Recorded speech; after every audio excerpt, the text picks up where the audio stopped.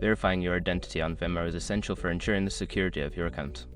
If your initial verification attempt fails, follow these steps to successfully complete the process. Step 1. Check your information.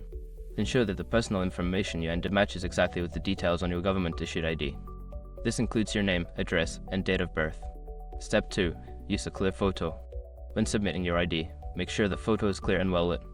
Avoid shadows and ensure that all text is readable. A blurry or dark image can lead to verification failure. Step 3. Try a different ID. If your first ID submission fails, consider using a different form of identification. Venmo accepts various IDs such as a driver's license, passport, or state ID.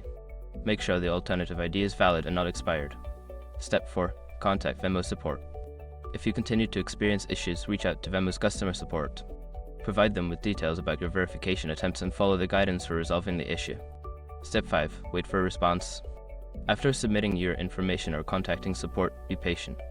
It may take some time for Venmo to review your case and respond. Keep an eye on your email for updates regarding your verification status. By following these steps, you can enhance your chances of successfully verifying your identity on Venmo. If you encounter further issues, don't hesitate to seek assistance from their support team.